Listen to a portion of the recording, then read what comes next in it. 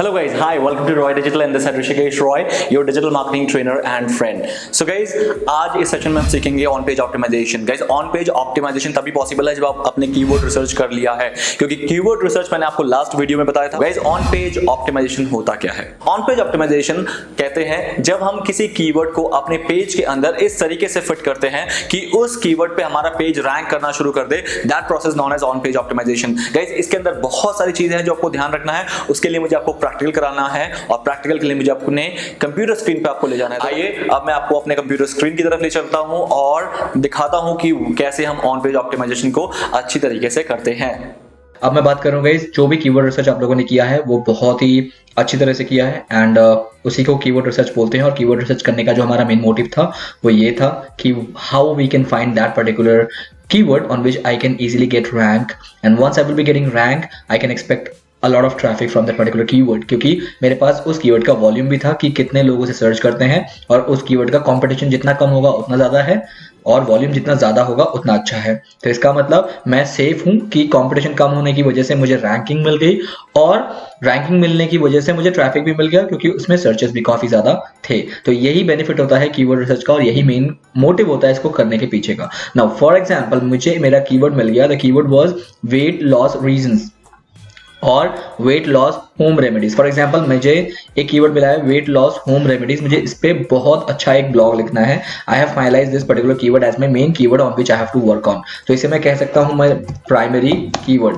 मैं इसे primary keyword treat कर सकता हूँ कि मुझे इस पे ही रैंक करना है कि मेजर मेरी जो पर्टिकुलर ब्लॉग है जिसपे मैं ये वेट लॉस के बारे में पूरा कंटेंट लिखूंगा वो कंटेंट मेजरली किस पर्टिकुलर कीवर्ड पे रैंक होना चाहिए. That is known as weight loss home remedies. इस कीवर्ड पे रैंक होना चाहिए. अब इस कीवर्ड पे रैंक कराने के लिए द वेरी फर्स्ट थिंग अब जो नेक्स्ट स्टेप आता है level 2 that is known as on page optimisation.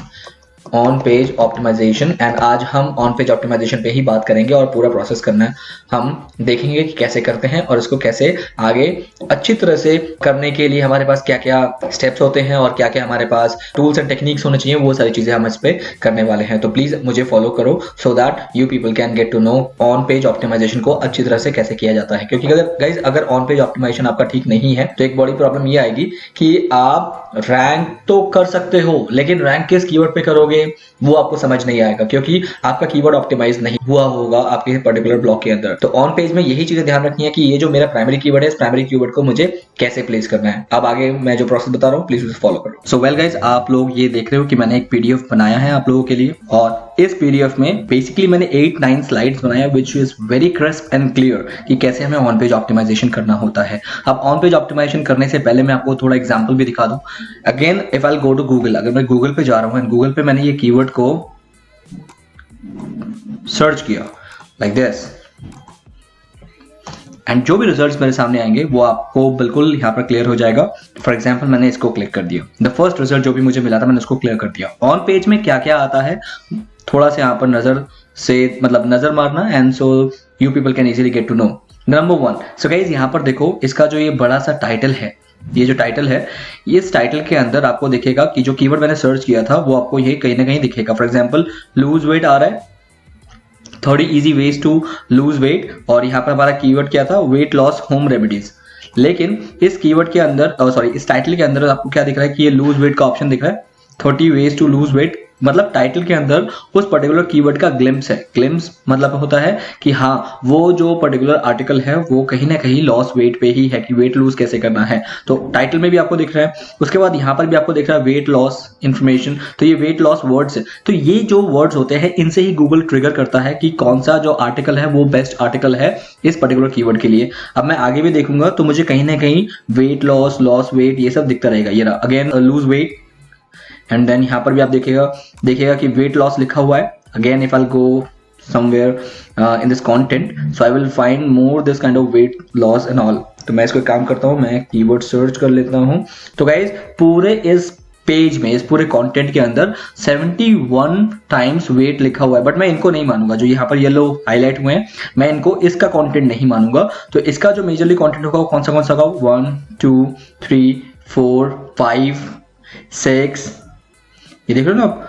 affects weight and eating behavior. 6 7 weight loss again, 8 weight loss again, 9 weight loss again, weight loss again, weight loss weight loss. तो ये क्या हो रहा है, ये actually इस पर्टिकुलर कीवर्ड को, sorry इस कंटेंट को इस पर्टिकुलर स्पेसिफिक कीवर्ड के साथ रैंक कराने की पूरी कोशिश की गई है। Weight loss, can you see that? मैं काम करता हूँ, मैं वेट लॉस ही दिखाता हूँ। तो गाइज वेट लॉस आप देखो कि इस पूरे पेज में कहीं ना कहीं 37 टाइम्स लिखा हुआ है। अगर मैं इसमें से 2 बार जो वेट लॉस से हटा दूं तो 35 टाइम्स वेट लॉस लिखा गया है, जिस वजह से मेरा जो कीवर्ड है वो ट्रिगर हुआ है, क्योंकि मेरे कीवर्ड का जो फर्स्ट 2 टर्म्स था वो वेट लॉस ही था, और इस पूरे कंटेंट के अंदर वेट लॉस को इस तरह सजाया गया मतलब डेकोरेट किया गया है that Google got to know कि this particular article will be the best suited article for this keyword, and that's the reason this article is ranking at the top of the Google search results. I won't say कि this is the only reason. अगर आप weight loss को बहुत बार अपने content के अंदर लिख दोगे वही एक रीजन है, ऐसा बिल्कुल भी नहीं है, but I am just telling you कि this is the reason out of that total reason which I will be giving you today. जो आज मैं आपको बताऊंगा उसमें से ये कुछ रीजन है। Now this is you can see that. Guys आप लोगों को बिल्कुल क्लियर हो गया होगा कि how this particular content is ranking in Google, because ये वेट लॉस को इस पर्टिकुलर कंटेंट के अंदर, इस आर्टिकल के अंदर कितनी बार और कैसे कैसे लिखा गया है, और यही आज का हमारा टॉपिक है। तो ऑन पेज मतलब आपको समझ आ गया कि इस पेज के अंदर वेट लॉस का किस तरह से जिक्र हुआ है और कहां कहां हुआ है और कितनी बार हुआ है, ये मैटर बहुत करता है। इसके अलावा इसके जो ये पर्टिकुलर ये जो साइट है, उस साइट के जिस पेज में है उस पेज में भी लूज वेट का जिक्र है। आप देख रहे हो इसके यूआरएल में भी लूज वेट का पूरा जिक्र है। जिक्र होने का मतलब है कि you have to mention the page URL according to the keyword which you want to target, like this lose weight. तो कहीं ना कहीं लूज वेट उसके यूआरएल में भी है, उसके टाइटल में भी है, लाइक दिस, और उसके कंटेंट के अंदर भी है। और कंटेंट के अंदर के अलावा आई वुड से कि इसका अगर कोई इमेज है तो शायद उस इमेज में भी होना चाहिए, but as I can see that there is no image in this content. इस पूरे कंटेंट के अंदर कोई भी इमेज अभी तक तो मुझे नहीं दिखी है, नहीं है। इसके अलावा और भी बहुत सारी चीजें हैं जो मैं आपको अभी 1 to 1 क्लियर कर देता हूं। तो नंबर 1 थिंग गाइज, जैसे मैंने कल आपको बताया था कि कोई भी कंटेंट अगर आप लिख रहे हो तो मेक श्योर मिनिमम 1000 वर्ड्स होना चाहिए, लेकिन सबसे रिकमेंडेड मैं जो बोलूंगा वो 1500 से 2000 वर्ड तक होना चाहिए। जैसे कि आप देख रहे हो, अगर मैं इस कंटेंट को यहाँ से कॉपी करना स्टार्ट करूं तो यू विल फाइंड कि ये कंटेंट जो है कम से कम मोर देन 1500 वर्ड्स होगा, और ये कंटेंट भी कहीं ना कहीं 2000 वर्ड्स का कंटेंट जरूर होगा। I'm pretty sure about this, क्योंकि as I clearly mentioned yesterday itself that the more the content you will provide to Google will love your content to get better ranking. Let's copy this. Copy करके मैं यहाँ पर अगर जाऊँगा and I will write here Google and I will write word counter and let's go and count the word here. मैंने यहाँ पर लिख दिया, एंटर कर दिया। तो गाइस देखो, इट इज 2400 वर्ड्स का कंटेंट है ये। 2400 मतलब ऑलमोस्ट 2500 वर्ड का कंटेंट है। तो इसका मतलब मैं बिल्कुल गलत नहीं था कि ज्यादा कंटेंट होगा तो Google will give you priority. It doesn't matter कि हाँ आप सिर्फ कंटेंट ज्यादा भरते जा रहे हो लेकिन उसके अंदर क्वालिटी नहीं है, आप बिल्कुल गंदा टॉपिक लिख रहे हो, या फिर जो भी टॉपिक आप लिख रहे हो वो बहुत ही घिसा पिटा है, लोगों ने ऑलरेडी लिख चुके हैं। तो गाइस उस केस में आप जितना मर्जी बड़ा कंटेंट लिख दो, आपको कोई भी रैंकिंग नहीं मिलने वाली। क्यों? क्योंकि आपका जो कंटेंट है वो गूगल की नजरों में ना बिल्कुल वैल्यूएबल कंटेंट नहीं है। गूगल के पास ऑलरेडी वैसे कंटेंट बहुत सारे हैं, तो आपको यूनिक भी होना पड़ेगा। तो मैं वही चीज आगे भी बताऊंगा, बट अभी तक जो मैंने आपको प्रूफ किया वो ये किया है कि आपको एक अच्छा खासा कंटेंट लिखना है। अच्छा खासा मतलब क्वांटिटी वाइज उसको ज्यादा लिखना है। तो जैसे कि मैंने आपको यहाँ पर दिखा दिया कि जो फर्स्ट में रैंक कर रहा था वो कहीं ना कहीं 2500 वर्ड कंटेंट को रैंक करा रहा था। Now let's go with the second content. Second content ये वाला है, क्योंकि ये तो ऊपर जो हमने देखा वही है। अब इस पे चलते हैं। तो गाइज इसका भी कहीं ना कहीं अच्छा खासा कंटेंट है, और इसमें भी अगर मैं देखूं वेट लॉस कितनी बार लिखा गया है, तो गाइज 58 टाइम्स तो इसने भी लिखा है। मैं मान के चलूं कि 58 टाइम्स के अंदर बहुत सारे ऐसे भी होंगे जो कि उसके अलग अलग जगह पे लिखा है जो कि कंटेंट नहीं है बेसिकली। तो you can say that weight loss उसके किस में है, उसके ये रहा वेट लॉस होम रेमेडीज। ये तो एग्जैक्टली उसने वही कीवर्ड लिखा है जिस कीवर्ड को हमने खुद सर्च किया है। तो उसके टाइटल में भी है, उसके यूआरएल पे भी है वेट लॉस, आप देख रहे हो यहाँ पर यूआरएल पे भी है, एंड उसके कंटेंट के अंदर भी वेट लॉस काफी बार लिखा गया है throughout the content as like this. You can see this. मैं आपको और भी दिखा देता हूँ, like this like this. So guys ये सारी चीजें, ये खैर काउंट नहीं होगा, सॉरी हाँ ये काउंट नहीं होगा, लेकिन ये कंटेंट का ही पार्ट है तो ये काउंट होगा। तो guys this way what you can do, you can just go with all the content जो कि यहाँ पर रैंक कर रहे हैं। आपको वहां से आइडिया मिल जाएगा कि यस मतलब कीवर्ड को डेकोरेट करना अपने कंटेंट के अंदर कहाँ कहाँ रखना है, वो ऑन पेज का पार्ट होता है। आई होप अभी तक आपने बिल्कुल इसको क्लियरली समझ लिया है। अगर समझ लिया है तो अब हमारा जो नेक्स्ट काम शुरू हो रहा है कि हमें ऑन पेज ऑप्टिमाइजेशन पे क्या क्या चीजों का ध्यान रखना है, कैसे कैसे उन चीजों को करना है, वही आज हमें सीखना मेजरली हमारा काम है। तो मैंने यहाँ पर आप लोगों के लिए एक स्लाइड बनाया है गाइस। ये स्लाइड थोड़ा सा पुराना है, पुराना in the sense last year का स्लाइड है। लास्ट ईयर के स्लाइड में और आज के 2019 के एसईओ में थोड़ा सा अंतर है, बहुत ज्यादा नहीं है बट थोड़ा सा आपको जरूर अंतर है, जो कि मैं आपको ड्यूरिंग द बताने के टाइम पे, during the explanation I will explain you, I will mention you कि चेंजेस क्या क्या हैं, तो आप उसे मैनुअली चेंज कर लेना अपने पॉइंट में, ठीक है। अब हम आगे की तरफ चलते हैं। तो guys the very first thing जो आपको ध्यान रखना है जब आप एक कंटेंट लिखने वाले हो, क्योंकि ऑन पेज का मतलब है आज हम कंटेंट पे काम करेंगे। कैसे? For example click on this. तो आज हम कंटेंट पे काम करेंगे। कंटेंट का काम का मतलब होता है कि आज हम ये कंटेंट लिखने वाले हैं कि हमें क्या क्या करना चाहिए। तो ये कंटेंट लिखते टाइम या लिखवाते टाइम जो आपको चीजें ध्यान रखनी है उसी को ही बेसिकली ऑन पेज बोला जाता है, ठीक है। तो ये कंटेंट जो लिखा जा रहा है इस पे बात कर लेते हैं। The number one thing which you have to see here, slide number 1। सबसे पहले guys the very first thing जो चीज मैंने यहाँ पर क्लियर कर दी है which is content is the king. अब मैं इस पे थोड़ा सा रोशनी डाल दूं। कंटेंट इज द किंग का मतलब क्या होता है?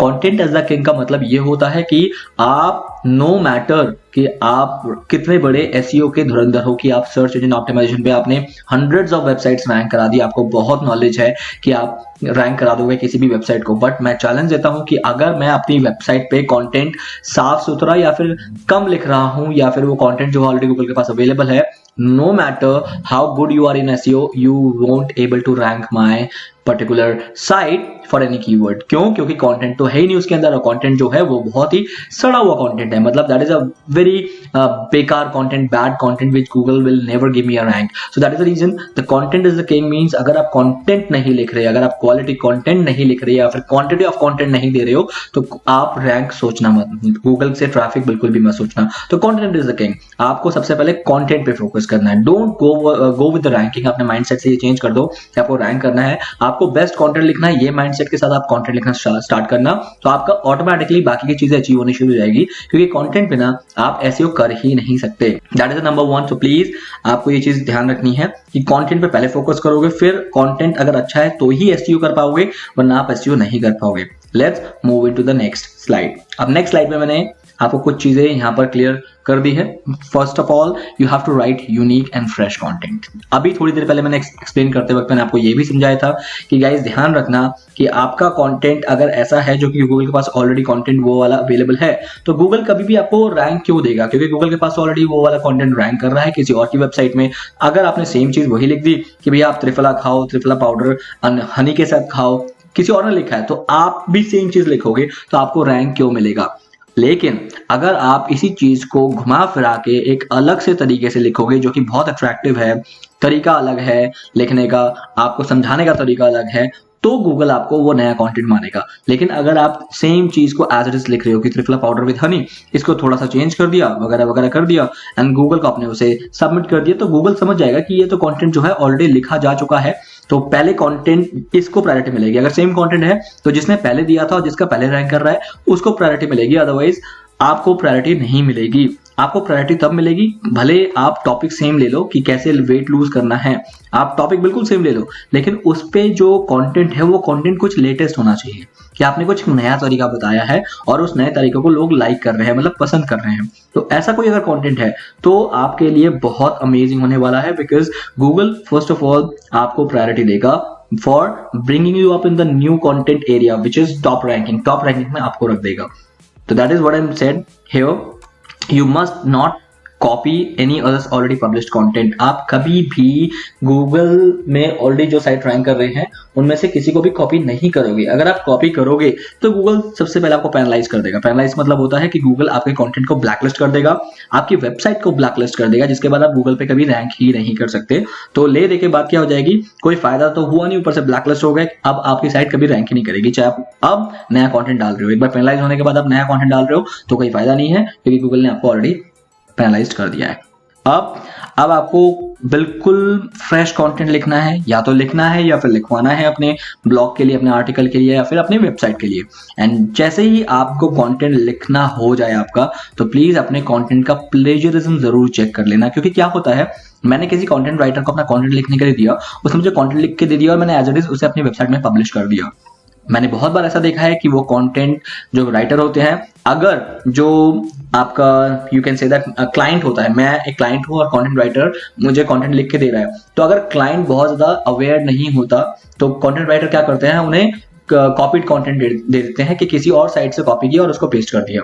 तो आप प्लेजरिज्म चेक करने के लिए हमारे पास डिफरेंट टूल्स अवेलेबल हैं। प्रीमियम टूल्स पे ही मैं बिलीव करता हूं, बट अभी फिलहाल के लिए मैं आपको एक फ्री टूल का तरीका बताता हूं। फ्री टूल है गाइस, स्मॉल एसईओ टूल्स में जाओगे अगर आप, smallseotools.com। आई होप आप लोगों को मैंने ये प्रोफेशनल ब्लॉगिंग में बताया होगा, अगर नहीं बताया तो कोई बात नहीं, अभी आप देख लो। So the very first tool which you can see here is plagiarism checker. The moment you will click on plagiarism checker, अब मुझे क्या करना है, फॉर एग्जांपल मेरे कंटेंट राइटर ने ये वाला कंटेंट मुझे लिख के दिया है, बट मुझे पता नहीं था कि ये जो कंटेंट है उसने कहीं से कॉपी किया है। तो ये मैं एज इट इज अगर अपनी वेबसाइट में पेस्ट कर देता और पब्लिश कर देता तो डेफिनेटली गूगल मुझे पेनलाइज कर देता। तो इसलिए मैंने क्या किया, सेफर साइड के लिए मैंने इसको कर दिया पेस्ट। लेकिन एक प्रॉब्लम ये आएगी कि ये 1000 वर्ड से ज्यादा के कंटेंट को मतलब प्लेजरिज्म चेकिंग नहीं करेगा। तो व्हाट आई कैन डू, इसने सिर्फ 1000 वर्ड्स ही लिया है बाय डिफॉल्ट, 2500 को ये नहीं करेगा।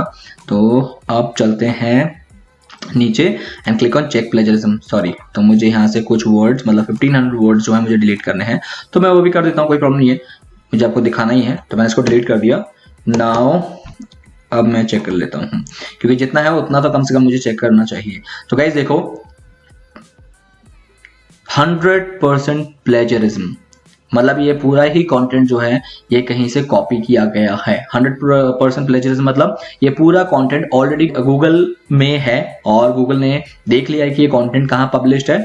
ये कंटेंट पब्लिश्ड है गाइस, ये एक लाइन इसने बताया कि प्लेजराइज्ड है, तो मतलब 100% पूरा कंटेंट प्लेजराइज्ड है।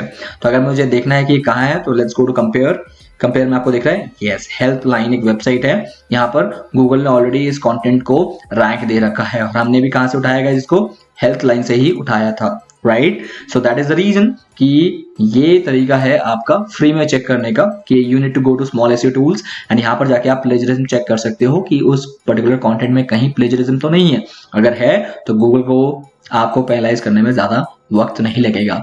और एक चीज का ध्यान रखना, अगर गूगल ने आपकी साइट को पेनलाइज कर दिया तो प्रॉब्लम विल बी कि उसके बाद तो कोई फर्क नहीं पड़ता, आप कंटेंट जितना मर्जी यूनिक लिखो, आप रैंक ही नहीं करोगे, क्योंकि गूगल ने अपने डेटाबेस से आपको डिलीट कर दिया होता है। चलो, अब नेक्स्ट चीज मैं आपको जो क्लियर कर रहा हूं वो ये है, आपका कंटेंट जो है ना वो 80% तो मिनिमम यूनिक होना चाहिए। अब 80% यूनिक क्यों होना चाहिए, क्यों 100% यूनिक नहीं होना चाहिए? अब देखो गाइस, मेरे कंटेंट के अंदर अगर मैं एक वेट लूज पे मैं कंटेंट लिख रहा हूं, तो वेट लूज वर्ड तो मैं भी लिखूंगा, आयुर्वेदा वर्ड भी मैं लिख सकता हूँ, मैं लिख सकता हूँ होम रेमेडीज। तो ये कुछ वर्ड्स होते हैं, त्रिफला वर्ड हो गया, लेमन हो गया, हनी हो गया, ये वर्ड तो मेरे कंटेंट में भी रहेगा। अगर वो सेम वर्ड्स मेरे कंटेंट पे भी रहेगा तो हाउ इज इट पॉसिबल कि मैं 100% यूनिक कंटेंट लिख सकता हूँ? कुछ लाइनें मेरी किसी और कंटेंट के साथ मिल सकती है, तो गूगल ऑल्सो नोज दैट कि हाँ ये चीज तो ठीक है। फॉर एग्जाम्पल, मैंने एक कंटेंट लिखा है जिसपे मुझे ना सुंदर पिचई के बारे में कुछ लिखना है। अब सुंदर पिचई का जो बैकग्राउंड है कि उसने आईआईटी से अपना ग्रेजुएशन किया है, इंजीनियरिंग की है, फिर उसने वो चेन्नई का रहने वाला था, फिर वो बैंगलोर में जॉब करने आया। तो ये सारी चीजें तो मैं भी लिखूंगा, किसी और ने भी लिखा है, तो गूगल नोज इट कि यार जो यूनिवर्सल फैक्टर है, जो यूनिवर्सल ट्रुथ है, वो तो हर कोई लिखेगा। तो इसलिए गूगल 80% का जो ये बफर है वो सबको देता है कि आपका कंटेंट अगर 20% भी प्लेजराइज है तो चल जाएगा, बट 80% यूनिक होना जरूरी है। 80% यूनिक आप खुद लिखोगे, वो तो ऑब्वियस पॉसिबल है कि 80% मैं तो खुद ही लिखूंगा, 20% मेरे जो लाइन्स है, मेरे जो सेंटेंसेस है, वो किसी और पर्टिकुलर साइट से मैच कर सकते हैं, there is no problem in it. So guys, I hope आपको ये वाला पॉइंट समझ आ गया कि आपको यूनिक कंटेंट क्यों लिखना है, तो प्लीज इसका खास ध्यान रखना, अगर नहीं ध्यान रखोगे तो प्रॉब्लम हो जाएगा। ये चीजें मैंने आपको बताया था कि ये पुराना है, पुराना इन द सेंस कि ये कुछ टाइम पहले का मेरा स्लाइड है जिसमें मैंने लिखा है कि आप 700 से 800 वर्ड लिखना, लेकिन अब चेंज हो गया है, आपको कंटेंट ज्यादा देना है, आपको मिनिमम 1000 वर्ड्स लिखना है और मैक्सिमम आप 2000 वर्ड्स तक लिख सकते हो, 2000 2500 वर्ड्स तक लिख सकते हो। ज्यादा लिखोगे तो कंटेंट बोरिंग हो जाएगा। बोरिंग मतलब इतना लंबा कंटेंट बहुत लोग शायद नहीं पढ़ना चाहेंगे, तो इसलिए आप कोशिश करना कि आपका कंटेंट जो है वो मिनिमम 1000 हो और मैक्सिमम 2000 हो। ये सबसे बेस्ट क्वांटिटी होती है कंटेंट लिखने की। तो वर्ड काउंट के बारे में मैंने यहाँ पर मेंशन किया basically. Now this is again important thing. अब बात करते हैं कंटेंट जितना इजी होगा, आपके कंटेंट का लैंग्वेज जितना इजी होगा उतना बहुत अच्छा होगा आपके लिए, क्योंकि गूगल क्या करेगा, गूगल को पता है कि गूगल में हर तरह के लोग आते हैं, पढ़े लिखे लोग भी आते हैं, थोड़े कम पढ़े लिखे भी लोग आते हैं और गूगल पे आके कंटेंट सर्च करते हैं। जैसे कि मैंने अभी सर्च किया कि हाउ टू लूज वेट। अब हाउ टू लूज वेट का कोई ऐसा कंटेंट रैंक कर रहा हो जो कि बहुत ही हार्ड और टफ इंग्लिश में लिखी है, या इनफैक्ट हिंदी में भी लिखी है, तो बहुत ही टफ हिंदी लैंग्वेज उसमें यूज किया गया है, जो कि सिर्फ और सिर्फ एक पढ़ा लिखा, बहुत अमीर, मतलब ज्यादा पढ़ा लिखा लोग ही उसे समझ सकते हैं। जैसे कि जिसे कहते हैं बहुत ज्यादा शुद्ध हिंदी या शुद्ध इंग्लिश में लिखा गया कोई एक ऐसा आर्टिकल रैंक कर जाए तो गूगल में तो बहुत लोग समझ नहीं पाएंगे उस चीज को। इसलिए गूगल चाहता है कि आपका जो कंटेंट है वो इतना इजी लैंग्वेज में हो कि मेरे सारे यूजर को आपका आर्टिकल पढ़ के समझ आ जाए। तो इसलिए गूगल कहता है कि प्लीज आप जितना आसान लैंग्वेज में, जितना इजी लैंग्वेज में you can write your article, I will prefer it more. That is the reason कि सिंपल इंग्लिश में आपको लिखना है। For example, I am a boy, my name is ABC, I live in Delhi, वगैरह वगैरह। बहुत आसान लैंग्वेज में जितना आसान लिखोगे that is more better for the ranking in Google. And third point इसमें ये है कि गाइस पैसिव वॉइस को थोड़ा सा अवॉइड करना, क्योंकि पैसिव वॉइस में लिखी गई इंग्लिश थोड़ा सा ट्रिकी होती है, थोड़ा सा टेक्निकल होता है समझना, तो बहुत लोग उसे समझ नहीं पाते। पैसिव वॉइस के बारे में मैं आपको बहुत ज्यादा डिटेल में नहीं बताऊंगा। आप passive voice, what is passive voice in English होता है, इसको गूगल में जाकर सर्च करना, आपको वहां पर इजीली इसका मीनिंग समझ आ जाएगा। बट मैंने आपको टेक्निकल टर्म पे बता दिया कि पैसिव वॉइस के इंग्लिश को लिखने में, या इंग्लिश क्यों, कोई भी लैंग्वेज लिखने में पैसिव वॉइस से बचना। और आपका जो सेंटेंस है वो छोटा सेंटेंस लिखना है, आपको लंबे लंबे सेंटेंसेस नहीं लिखने हैं। अगर मुझे लिखना है कि मुझे एक फिल्म पसंद आई, तो सिंपल उसको छोटे सेंटेंस में लिख दो कि I love that movie far better than this movie, खत्म। ठीक है, अब आप लिखोगे this movie is better than the previous one because the previous movie was having was not that clear because it has bad characters, it has bad actors, they don't do the acting well, so I love this movie, full stop। आपने कितना बड़ा sentence लिख दिया same चीज को बोलने में। तो that is the reason Google says कि आपका जो साइट है, आपका जो आर्टिकल है, उसमें ना जो सेंटेंसेस है वो छोटे छोटे होने चाहिए। लाइक यहां से शुरू हुआ, are you sick of tiring gym session, खत्म। वेल से शुरू हुआ, can you help lose weight quickly, खत्म। जिम से शुरू हुआ और आपका यहां पर खत्म। अगर मैं यहां से शुरू करता और यहां खत्म करता तो इस सेंटेंस को बहुत बड़ा माना जाता, लाइक दिस फॉर एग्जांपल। तो that is the reason Google wants कि आपका जो सेंटेंसेस है वो अगर छोटे छोटे होंगे ना, that will be easy to read and easy to understand. छोटे छोटे, जैसे खैर ये वाला सेंटेंस भी बहुत बड़ा हो गया। आई वांट कि इस सेंटेंस को अगर ये यहाँ पर खत्म कर देता तो that is more prefer, but जहां की ये रैंक कर रहा है तो ठीक है, बट ये सेंटेंस आपका यहाँ से शुरू होकर आई डोंट वांट कि यहाँ खत्म हो या यहाँ खत्म हो, इस तरह से नहीं होना चाहिए। I hope so far so clear. तो your sentences should be as less as possible, जितना लेस हो उतना ज्यादा बेटर है। Next, content decorations. Content decoration guys बहुत एक वैल्यूएबल चीज है आपके ऑन पेज ऑप्टिमाइजेशन में, कि आपका कंटेंट कितना सुंदर दिखना चाहिए। कंटेंट डेकोरेशंस का मतलब यही होता है कि your content looks very neat and clean, hygienic and easy and soothing for the users eyes, कि आपके यूजर्स को वो बहुत ही अच्छा दिखने में लगे। अब दिखने में लगे का मतलब क्या होता है? Point number 1, divide your entire content into several paragraphs. जैसे एग्जांपल अगर मैं बात करूं, ये वाला जो कंटेंट आपको दिख रहा है जिसमें इसने लिखा है कि top 5 Ayurvedic home remedies to quickly lose weight, ये कंटेंट इसने अगर यहां से स्टार्ट किया है तो इसने फर्स्ट जो पैराग्राफ है वो यहीं खत्म कर दिया। ठीक है, सेकंड पैराग्राफ उसने लिखना स्टार्ट किया लेमन एंड हनी, उसने यहां से स्टार्ट किया और यहां खत्म कर दिया। थर्ड उसने पैराग्राफ स्टार्ट किया, उसने यहां से स्टार्ट किया और यहां खत्म कर दिया। सो आप देख रहे हो कि इसने पूरे कंटेंट को, ये पूरा कंटेंट ना करके आई वुड से कम 1500 या 1000 वर्ड का कंटेंट जरूर है। ये यहां तक का 1000 वर्ड का कंटेंट जरूर है। अब ये 1000 वर्ड के कंटेंट को अगर यहां से स्टार्ट करता और एक सांस में पूरे को, एक ही कंटेंट को एक ही पैराग्राफ में लिख देता, तो आपको समझने में, पढ़ने में या देखने में बहुत दिक्कत होती। बट इसने क्या किया, और जो कि एक बहुत अच्छा तरीका है, और इसी तरीके के जो कंटेंट है वही रैंक करते हैं, कि आपका कंटेंट डिवाइडेड होना चाहिए सेवरल पैराग्राफ्स के अंदर। पैराग्राफ नंबर 1, छोटे छोटे पैराग्राफ बनाने हैं आपको, paragraph number 2, paragraph number 3, so that अब देखो पढ़ने वाले को देख के भी लग रहा है यार कितना अच्छा लिखा है। पहले मैं ये पढ़ूंगा कि लेमन हनी के बारे में क्या है, फिर मैं पढ़ूंगा बॉटल गॉड के बारे में क्या होता है, फिर मैं पढ़ूंगा ब्लैक पेपर के बारे में पढ़ूंगा, ठीक है, और फिर मैं पढ़ूंगा बैसल लिव्स के बारे में पढ़ूंगा। तो ये चीजें क्या है, ये चीज की एक यूजर, एक रीडर के मन में एक कॉन्फिडेंस दिलाता है कि यार ये कंटेंट पढ़ने लायक है, क्योंकि ना इसमें बहुत कुछ दे रखा है, इतनी सारी चीजें दे रखी हैं जो कि मैं पढ़ूंगा तो शायद मुझे बहुत बेनिफिट होगा मेरे वेट को लूज करने में। That is known as content decoration, that first you have to divide your entire content into several paragraphs rather than writing in a whole one paragraph। ये पूरा 1000-1500 वर्ड्स का आपने शुरू जहां से किया था, खत्म वही हुआ जहां पर आप कंटेंट ही खत्म होना था। Don't do that, so always keep it in a paragraphs. Now एक पैराग्राफ मैक्सिमम 70 से 80 वर्ड के अंदर खत्म करने की कोशिश करो। Like for example if I would say कि ये जो कंटेंट था 1 2 3 4 5 6 7 8 9 10 इस तरह से कोशिश करो एक पैराग्राफ आपका 60 to 70 वर्ड्स में खत्म हो जाए। 60 वर्ड्स और 70 वर्ड्स या 80 वर्ड्स मैक्सिमम, क्योंकि छोटे छोटे पैराग्राफ ज्यादा इजी टू रीड होते हैं। अगर आपका वो टॉपिक जो मतलब आप समझाना चाहते हो अगर नहीं हुआ खत्म 60-70 वर्ड्स में, आप उसी में एक और क्या पैराग्राफ ले लो, there is no problem in that, but paragraph change जरूर कर दो। Don't write it in a whole, never, because वो बहुत टाइडी हो जाता है, मतलब ऐसा फील होता है कि यार इतना पढ़ना पड़ेगा, उसमें प्रॉब्लम आ जाती है। तो इसीलिए आप कोशिश करो पैराग्राफ को छोटा रखो, 70-80 वर्ड्स के अंदर लिख दो। Next, always use bullet points. आप बुलेट पॉइंट्स यूज करो अगर आपको पॉइंट्स मेंशन करने हैं। बुलेट पॉइंट्स मतलब टू मेंशन योर स्टेप्स। अगर आपको स्टेप्स मेंशन करने हैं ना कि ये करो, तो always try to have a bullet points. Bullet points की बात क्या है, जैसे ये बुलेट पॉइंट्स है पॉइंट नंबर 5, क्योंकि मुझे मेंशन करना है कि 5 चीजें जो है बहुत इंपॉर्टेंट है, 5 चीजें बहुत इंपॉर्टेंट है। लेमन हनी खाओ नंबर 1 पे, बॉटल गॉड खाओ सेकंड पे, ब्लैक पेपर का यूज करो 4 पे, बैसल लीव्स का यूज करो। तो ये क्या, ये बुलेट पॉइंट्स है, ये बुलेट पॉइंट्स है। अगर मैं कहूँ ये बुलेट पॉइंट्स हैं ताकि मुझे पता लगे कि मुझे कितनी चीजें करनी पड़ेगी।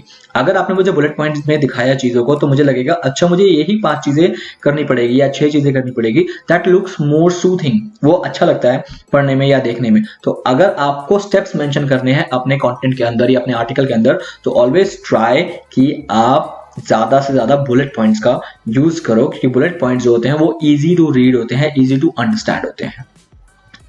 एंड आपका जो फर्स्ट पैराग्राफ है आपके कंटेंट का, वो हमेशा हेडलाइन 1 होना चाहिए आपका।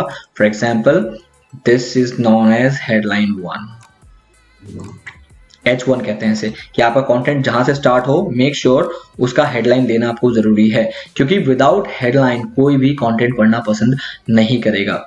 क्यों नहीं करेगा, क्योंकि गाइज जब भी हम न्यूज़पेपर पढ़ते हैं तो न्यूज़पेपर में तो पता नहीं कितने हजारों वर्ड्स होते हैं, क्या हम सारे पढ़ते हैं, सारे न्यूज़ पढ़ लेते हैं न्यूज़पेपर के अंदर? नो। जिसकी जो हेडिंग होती है, जिसकी हेडिंग स्ट्रांग होती है, और हेडिंग पढ़ने के बाद हम डिसाइड करते हैं कि हम आर्टिकल पढ़ेंगे या नहीं पढ़ेंगे। तो हेडिंग होना जरूरी है किसी भी आर्टिकल का। सो far so clear.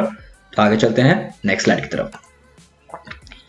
Next slide guys बहुत इजी है इसको समझना, अगर मैं आपको एक्सप्लेन ना करूं तो भी आपको समझ आ जाएगा, क्योंकि ये इतना इजी है। कभी भी गूगल ना किसी भी ऐसे कंटेंट को रैंक नहीं कराएगा जो कि उल्टा पुल्टा गलत शलत लिखा हुआ है, मतलब उसका ग्रामर भी ढंग से नहीं लिखा। मैं लड़का हूं और मैंने लिखा है कि मैं जाती थी वहां पर खेलने, तो इसका मतलब गूगल को पता लग जाएगा कि दिस इज पर्टिकुलर, इस आर्टिकल को जो लिखा है ना उनको लिखना नहीं आता, उनकी लैंग्वेज ठीक नहीं है, मतलब या फिर उनको लैंग्वेज के अंदर उनकी कमांड नहीं है। तो सबसे फर्स्ट मिस्टेक जो देखा जाता है वो है ग्रामेटिकल एरर्स, कि ग्रामेटिकली आपका आर्टिकल, आपका कंटेंट कितना अच्छा है। अगर आप ग्रामेटिकल मिस्टेक्स कर रहे हो तो आप कभी भी रैंक नहीं करोगे। आप स्पेलिंग मिस्टेक्स कर रहे हो तो आप रैंक ही नहीं करोगे। गूगल पे आपने हार्डली देखा होगा, मैं नहीं कहूंगा कि बिल्कुल नहीं देखा होगा, बट बहुत 99.9% टाइम ऐसा होता है कि आप बिल्कुल नहीं देखोगे कि ऐसा कोई आर्टिकल रैंक कर रहा है जिसके अंदर स्पेलिंग एरर्स हैं, कि स्पेलिंग ही गलत लिखी गई है वर्ड्स की। ऐसा हो ही नहीं सकता, गूगल इस चीज का खास ध्यान रखता है। पंक्चुएशन मार्क्स, आपने गलत कॉमा, गलत एक्सक्लेमेशन मार्क्स, आपने गलत तरीके से इन्वर्टेड कॉमास इनका यूज किया है, तो गूगल को समझ आ जाएगा कि again the article writer who has been written this article, they don't have sense और they don't have good command over this literature, so उस पर्टिकुलर आर्टिकल को गूगल रैंक नहीं कराएगा।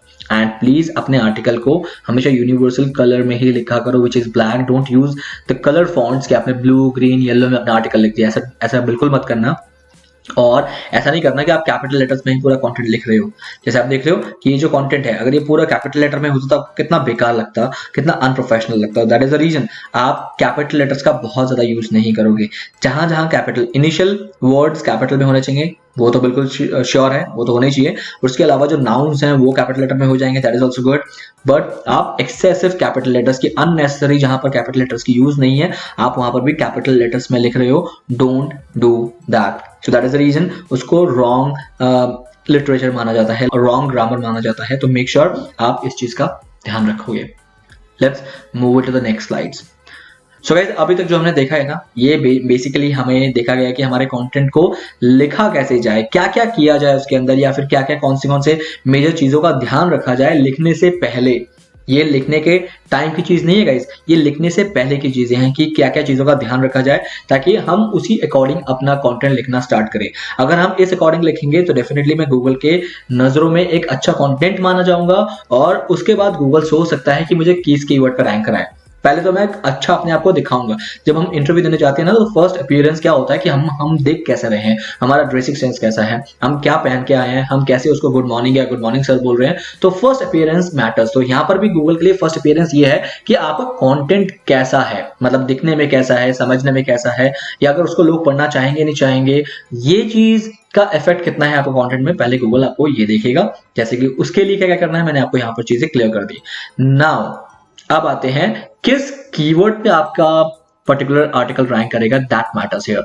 उसके लिए हमें अब कीवर्ड का ध्यान रखना है कि कीवर्ड, यूज ऑफ कीवर्ड कैसे करना है, कीवर्ड के अंदर क्या क्या हमें देखना है, समझना है। अभी थोड़ी देर पहले मैंने आपको दिखाया है कैसे कोई कंटेंट रैंक कर रहा था वेट लॉस पे, क्योंकि वेट लॉस उसे कितनी बार कहाँ लिखा गया है, वो चीज मैंने आपको दिखाई थी कि बाकी आर्टिकल्स क्यों रैंक कर रहे हैं, क्योंकि वो पर्टिकुलर वर्ड कितनी जगह उसके लिखा था, कैसे लिखा था। तो वो चीजें होती हैं गेम ऑफ कीवर्ड। अब बात कर लेते हैं guys, without keyword insertion, without keyword डाले, मतलब अपने कंटेंट के अंदर कीवर्ड डाले आप एसईओ कर ही नहीं सकते। फॉर एग्जांपल, मैंने अपना कीवर्ड अपने पूरे कंटेंट के अंदर नहीं लिखा, तो ध्यान रखना आप उस कंटेंट को उस कीवर्ड पे कभी रैंक ही नहीं करा सकते। अगर उस कंटेंट के अंदर, फॉर एग्जांपल मैंने एक आर्टिकल लिखा कि हाउ टू लूज वेट, और ये लूज वेट पूरे कंटेंट के अंदर कहीं लिखा, तो मैं लूज वेट वर्ड पे जिंदगी में रैंक नहीं करूंगा। ये ध्यान रखना है इस चीज का। This is the major rule कि गेम ऑफ कीवर्ड। अब कीवर्ड का यूज कैसे करना है, कीवर्ड का यूज भी आना चाहिए। ऐसा नहीं है कि मैंने आपको बोल दिया कि ये स्टीयरिंग है, ये क्लच है, ये ब्रेक है, और आप गाड़ी चलाना सीख जाओ। तो आप गाड़ी चलाना सीख तो जाओगे, लेकिन अगर आपको यूज नहीं पता कि स्टीयरिंग को घुमाने से गाड़ी मुड़ती है, या फिर एस्केलेटर को प्रेस करने से गाड़ी आगे चलती है, या क्लच को छोड़ने से आगे चलती है, तब तक आपको नहीं आएगा। आपने सीख तो लिया ये क्लच होता है, ये ब्रेक होता है, ऐसे आपने सीख तो लिया ये कीवर्ड होता है, बट उसका राइट यूज अगर नहीं आया तो आप बिल्कुल भी नहीं सीख पाओगे कि कीवर्ड को, सॉरी, साइट को रैंक कैसे कराना है, आर्टिकल को रैंक कैसे कराना है।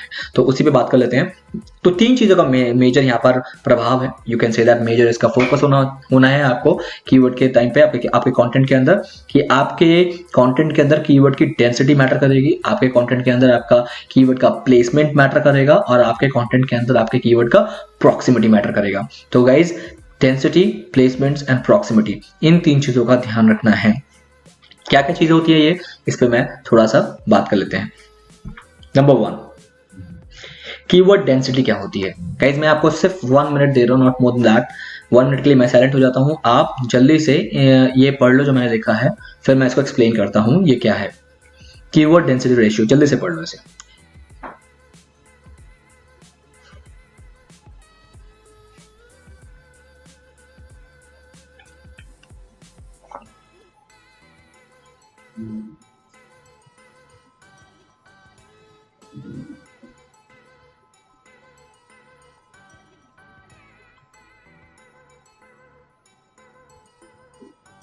आई कैन श्योर कि आप लोगों को पढ़ के ही समझ आ गया होगा, लेकिन फिर भी एक्सप्लेन करना मेरा काम है, मैं आपको एक्सप्लेन कर देता हूं।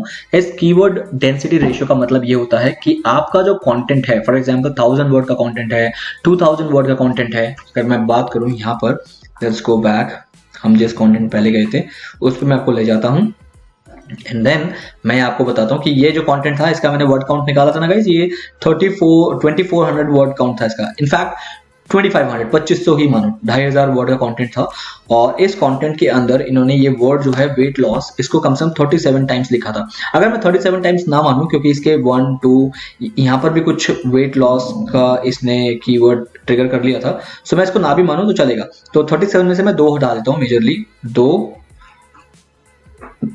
कीवर्ड हटा देता हूँ 35 टाइम्स।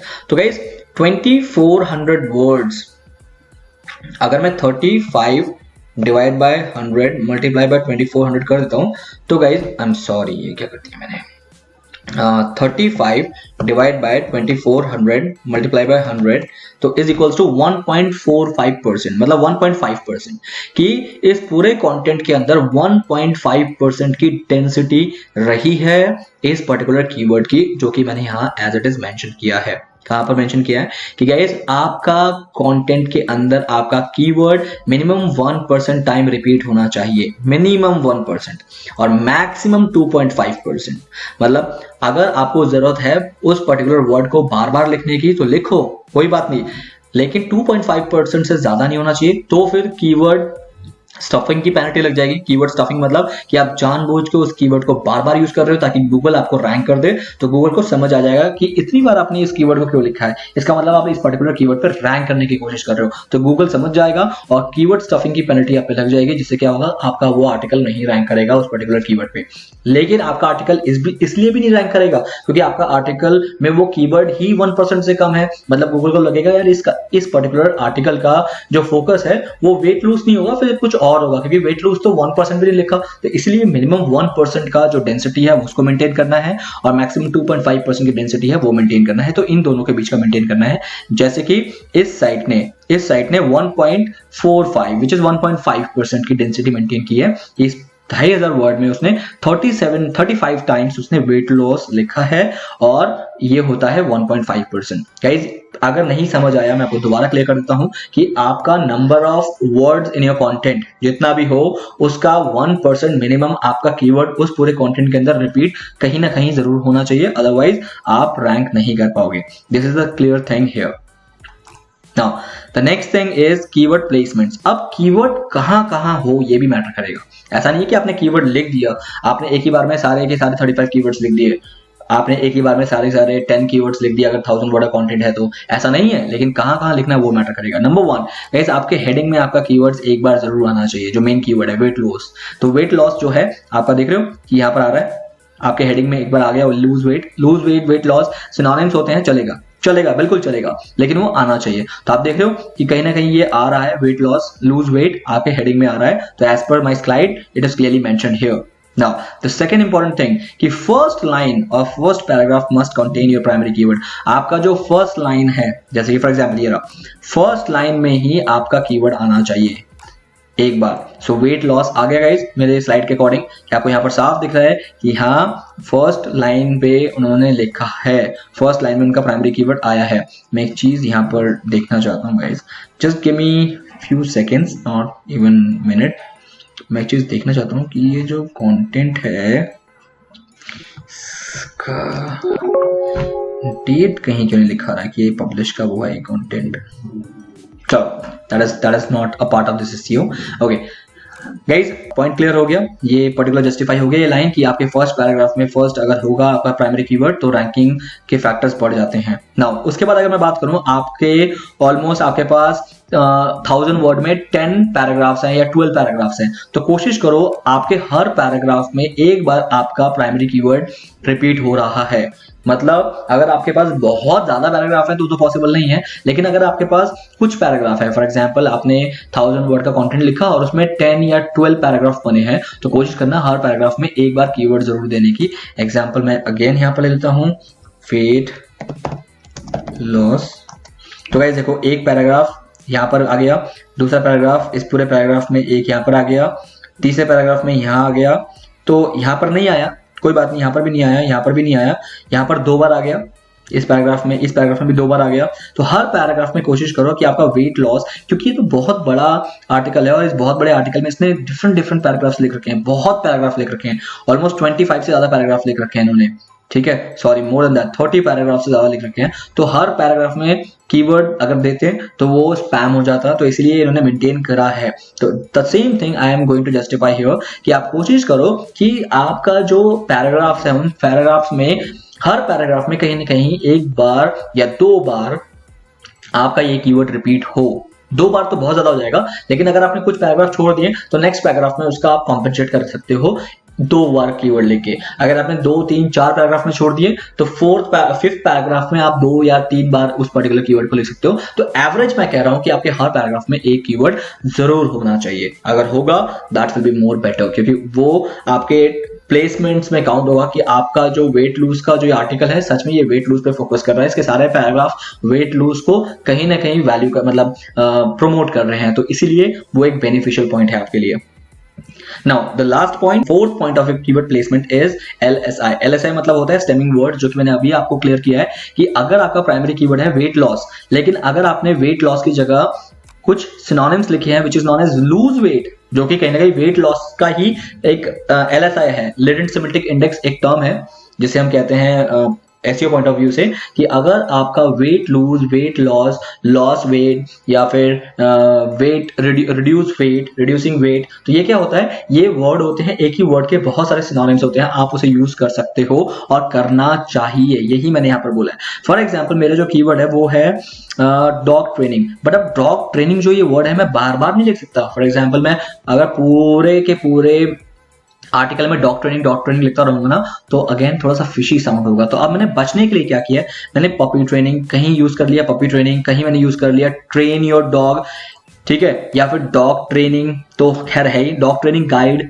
तो अब मैं क्या कर रहा हूं यहाँ पर, मैं बेसिकली गूगल के आंखों में धूल झोंक रहा हूं that this is the dog training I want to rank on, but I'm not repeating it again and again. Why? Because Google will get it that you are desperate for dog training keyword and you want to get a rank on this particular keyword. So that is the reason what I'm trying to play a trick here कि अगर मैं dog training की जगह ये सारी चीजें लिख दूं ना अपने आर्टिकल के सेंटेंसेस में, तो क्या होगा, गूगल को तो पता ही है डॉग मतलब पपी, पपी मतलब डॉग, या फिर ट्रेन योर डॉग, मैं डॉग ट्रेनिंग नहीं लिख रहा हूँ लेकिन ट्रेन योर डॉग भी एक ही बात है, dog training equals to train your dog, तो ये अलग अलग लिख रहा हूँ। तो गूगल एक रोबोट ही तो है, वो कोई ह्यूमन तो देख नहीं रहा, तो तब थोड़ा सा उसका जो रोबोट है ना वो थोड़ा सा एक मतलब रोबोट के होने के नाते वो इतना डीप नहीं जा पाएगा कि ओके ये चीज क्या चल रही है। लेकिन अगर वो डॉग ट्रेनिंग बार बार देखेगा, उसे कैलकुलेट कर लेगा इतनी बार लिखा है तो वो फिशी काउंट कर देगा। बट अगर आप इस तरह से LSI यूज करोगे तो वो कंफ्यूज हो जाएगा और आपको वो समझ जाएगा कि आपका डॉग ट्रेनिंग प्रोमिनेंट है और आपको इस पर रैंक कराना है, तो तब तो आप बच जाओगे। ठीक है, तो guys this is the LSI, इसका खास ध्यान रखना है जब आप कंटेंट लिखोगे। तो अब मैं बात कर लेता हूं प्रॉक्सिमिटी मतलब होता है कि अगर आपका एक पूरा कीवर्ड है, for example the keyword is, मेरा कीवर्ड क्या था, how weight loss remedy, home remedy, ये 4 वर्ड का हो गया ना, वेट लॉस होम रेमेडी। लेकिन अगर मैं वेट लॉस होम रेमेडी इस कीवर्ड पर रैंक करना है तो क्या मैं वेट लॉस होम रेमेडी को बार बार लिख सकता हूं और एक ही साथ लिख सकता हूं? क्या मेरे सेंटेंसेस बनेंगे? क्या पता किसी सेंटेंस में ये पूरे वर्ड नहीं आ रहा, तो उस केस में मुझे क्या करना है, उस केस में I need to use proximity, keyword proximity, कि डॉग्स ट्रेनिंग इस कीवर्ड पे मुझे रैंक करना है, बट ये कीवर्ड मैं बार बार नहीं लिख पाऊंगा क्योंकि मेरा सेंटेंस अलाउ नहीं करेगा। तो मैं क्या करूंगा, फॉर एग्जांपल मैंने एक सेंटेंस बनाया, dogs are our friends, their training are necessary. अब देखो इस पूरे सेंटेंस के अंदर, ये एक सेंटेंस माना गया मेरा, ये सेंटेंस से तो हुआ, इस सेंटेंस के अंदर डॉग्स वर्ड भी आ गया और इस सेंटेंस के अंदर ट्रेनिंग वर्ड भी आ गया, बट जहां की ये एक साथ नहीं आए लेकिन एक सेंटेंसेस में आए, तो this is known as keyword proximity. तो डॉग्स ट्रेनिंग पे आपको प्रोमिनेंस मिल जाएगा, आपका फोकस कीवर्ड माना जाएगा। Dogs training, though they are not along, they are not together, but you will get definitely a prominence on this particular keyword. So this is known as proximity, कि the gaps, आप जो gap रख रहे हो अपने keyword के अंदर जो कि बार बार लिखना पॉसिबल नहीं है, अगर गैप है भी तो भी वो आपका कीवर्ड काउंट होगा, you not need to worry about it. So please अगर कभी आपको लग रहा है कि आप अपने कीवर्ड को एक साथ बार बार नहीं लिख पा रहे हैं तो उसके बीच में गैप, मतलब एक सेंटेंस ऐसे बना दो कि वो वर्ड्स तो आ जाए एक सेंटेंस के अंदर, लेकिन अगर अलग अलग है तो भी चलेगा, and that process known as keyword proximity. तो गाइस ये 3 चीजें आपको मेजरली मुझे समझानी थी, which is known as density, कितनी बार रिपीट करें, प्लेसमेंट कहां रिपीट करें, और अगर आपका जो कीवर्ड है वो हर बार एक ही टाइप का लिखने का पॉसिबल नहीं है तो कैसे आप गैप्स एक सेंटेंस को फ्रेम कर सकते हो by putting the gaps between those keywords. So this is the major 3 things जो आज मुझे बताना था आपके कंटेंट के अंदर, तो ये मेजर वो 3 चीजें थी। आई होप आपने देखा कि ऑन पेज ऑप्टिमाइजेशन हम कैसे करते हैं, कैसे हम कीवर्ड की डेंसिटी, प्रॉक्सिमिटी वगैरह का मेंटेन करते हैं, प्लेसमेंट को मेंटेन करते हैं, और ये सारी चीजें करने के बाद एक कीवर्ड हमारी वेबसाइट के अंदर उस पर्टिकुलर पेज के अंदर ऑप्टिमाइज हो जाता है, जिससे गूगल को ये बिलीव होना शुरू हो जाता है कि yes this is the right page for this keyword, और जब भी वो कीवर्ड गूगल पे कोई लिखेगा तो मुझे अच्छा खासा ट्रैफिक मिलना स्टार्ट हो जाएगा, क्योंकि मेरी वेबसाइट रैंक कर रही होगी for this keyword. So guys, wait for my next video. Till then, have a nice day. Bye bye.